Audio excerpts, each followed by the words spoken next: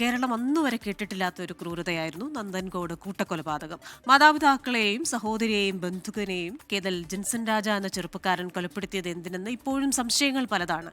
ദുർമന്ത്രവാദ കഥകൾ കള്ളമെന്നും മാതാപിതാക്കളോടുള്ള പകയാണ് കാരണമെന്നും പോലീസ് ഉറപ്പിക്കുകയാണ്.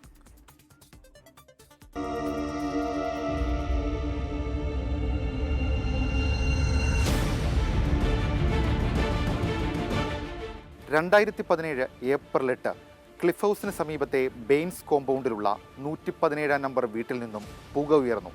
അയൽവാസികൾ ഫയർഫോഴ്സിനെ വിവരമറിയിച്ചു. ഫയർഫോഴ്സ് എത്തി വാതിൽ തുറന്നപ്പോൾ കണ്ടത് 4 മൃതദേഹങ്ങൾ.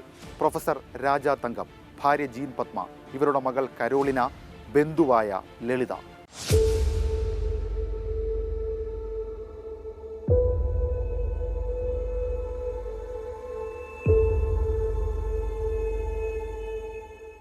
ഒരാളൊഴികെ വീട്ടിലുണ്ടായിരുന്ന ബാക്കി 4 പേരുടെയും മൃതദേഹം കണ്ടെത്തി. ആ ഒരാൾ പ്രൊഫസർ രാജ തങ്കത്തിൻ്റെ മകൻ കേതൽ ജിൻസൺ രാജയായിരുന്നു. ഇതോടെ പോലീസ് കൊലപാതകം കേതൽ തന്നെ നടത്തിയതെന്ന് സംശയിച്ചു. അങ്ങനെ തമ്പാനൂർ റെയിൽവേ സ്റ്റേഷനിൽ വെച്ച് കേതൽ ജിൻസൺ രാജയെ പോലീസ് കസ്റ്റഡിയിലെടുത്തു.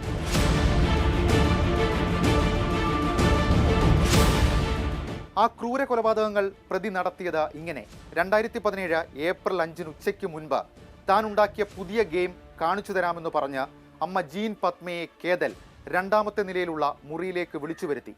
കമ്പ്യൂട്ടറിന് മുന്നിൽ കസേരയിട്ടിരുത്തിയ ശേഷം താൻ വാങ്ങിവെച്ച മഴുകൊണ്ട് പിന്നിൽ നിന്ന് വെട്ടിക്കൊലപ്പെടുത്തുന്നു.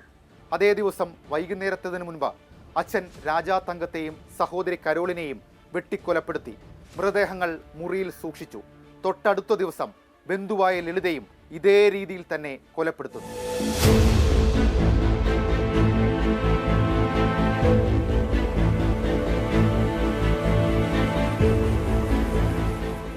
പോലീസിന്റെ ചോദ്യം ചെയ്യലിൽ ആ 4 കൊലപാതകവും താൻ തന്നെയാണ് നടത്തിയതെന്ന് കേതൽ ജിൻസൺ രാജ സമ്മതിച്ചു. പക്ഷേ മറ്റൊരു വിചിത്ര കഥ കൂടി അയാൾ പോലീസിനോട് പറഞ്ഞു. ആസ്ട്രൽ പ്രൊജക്ഷൻ, സ്വർഗപ്രവേശന ആഭിചാര വിദ്യ. ആദ്യമൊന്ന് ഞെട്ടിയെങ്കിലും പിന്നീട് പോലീസ് ശാസ്ത്രീയ മനോരോഗ ചികിത്സയ്ക്ക് കേതലിനെ വിധേയമാക്കി. കേതലിന് മാനസിക പ്രശ്നമില്ലെന്ന് ശാസ്ത്രീയ പരിശോധനയിൽ തെളിഞ്ഞു.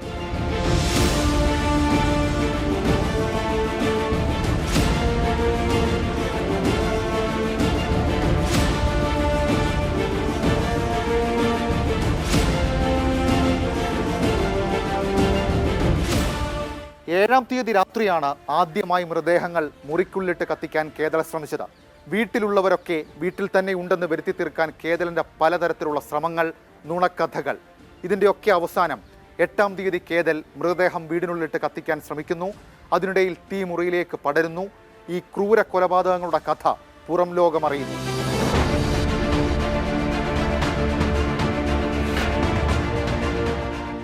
കേതലിനെതിരെ പോലീസ് കണ്ടെത്തിയ തെളിവുകൾ ഇവയൊക്കെ: സ്റ്റാൻലി സ്കാർപ്പൻ്റെ സാക്സ് എന്ന മഴു, കൊലപാതകത്തിന് കേതൽ ഉപയോഗിച്ച ആയുധം.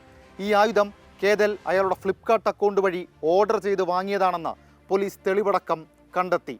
സൂംബി ഗോ ബൂം എന്ന വീഡിയോ ദൃശ്യം കേതലിൻ്റെ ലാപ്ടോപ്പിൽ നിന്ന് ലഭിച്ചു. ആളുകളെ പിന്നിൽ നിന്ന് മഴുകൊണ്ട് വെട്ടിക്കൊലപ്പെടുത്തുന്നതായിരുന്നു ആ വീഡിയോ ദൃശ്യങ്ങൾ.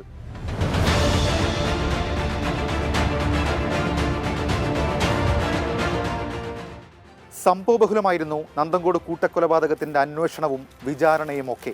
ഇതിനോടകം തന്നെ പല സിനിമകൾക്ക് കേതൽ ജിൻസൺ രാജയും നന്ദൻകോട് കൂട്ടക്കൊലപാതകവും ആധാരമായിട്ടുണ്ട്. സ്വന്തം മാതാപിതാക്കളെ ഉൾപ്പെടെ കൈവിറയ്ക്കാതെ കൊലപ്പെടുത്തിയ ക്രൂരതയ്ക്ക് എന്ത് ശിക്ഷ കിട്ടുമെന്നതാണ് ആകാംക്ഷ. ക്യാമറാമാൻ സിറിലിനും അരുണിനുമൊപ്പം ഷഫീദ് റാവുത്തർ, 24 തിരുവനന്തപുരം.